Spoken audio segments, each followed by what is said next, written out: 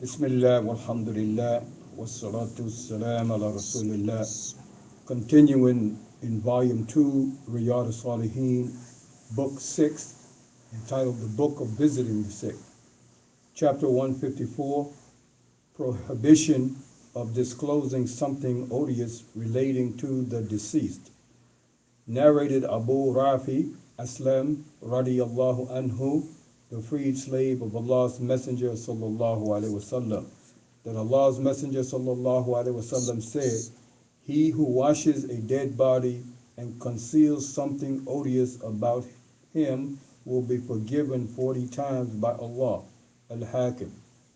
It is during washing a man's dead body the washer has noticed some physical defect or some sort of deformation in it. He should avoid disclosing it to others so that a bad name may not come to the departed soul. Yet the deformity in his body may have come as a divine vengeance for the sinful and heretic life led by him in this world. In this case, there will be room for such a disclosure, because on being dreaded and warned of a horrific end, people will come to adopt a clean and pure life according with the religious principle. Chapter 155, Participation in Funeral Prayer and Procession and the Dislike of Participation of Women in the Funeral Procession. Narrated Abu Huraira radiyallahu anhu, that Allah's Messenger sallallahu alaihi wasallam said, "Whoever follows the funeral procession and offers the funeral prayer for it will get a reward equal to 1 qira'ah, and whoever attends it will till burial will get a reward equal to 2 qira'ah." It was asked, "What are 2 qira'ah?" He sallallahu alaihi wasallam replied, "Like two huge mountains." Al-Bukhari and Muslim.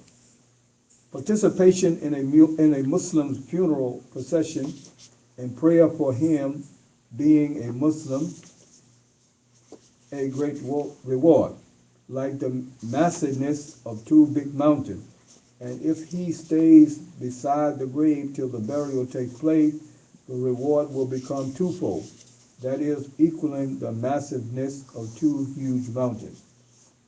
Narrated Abu Huraira radiyallahu anhu, that Allah's Messenger sallallahu alaihi wasallam said, "Whoever attends the funeral of a Muslim out of faith, hoping for the reward from Allah, and remains with it till the prayer is offered over it and the burial is completed, he will return with a reward of 2 qira'at.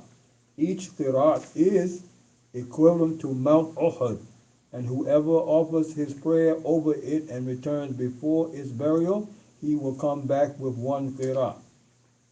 Al-Bukhari. This hadith explains the point that only that person will earn the spiritual wages who participate in the funeral prayer, answering the promptings of faith and wishing to win Allah's pleasure by way of surrender to his command. It will be denied to him in case his intention is based on social, political, and family consideration. Narrated Atiyah radiyallahu anha, we, i.e. womenfolk, were prohibited from accompanying a funeral procession, but we were not compelled not to do so. Al-Bukhari and Muslim. Women have been prohibited from walking along the bier so as to escape mixing up with men.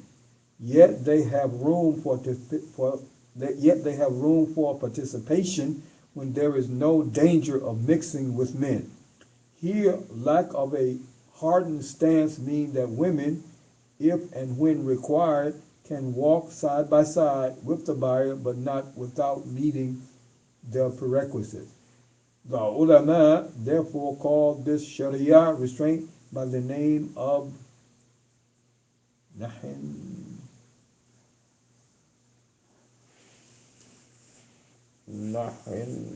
Tanzihi. Or Nahi Tanzih. Nahi Tanzihi. Yeah. Not Suggestive restricted. prohibition from Fath al-Bari. Walhamdulillahi Rabbil Alameen. Exactly.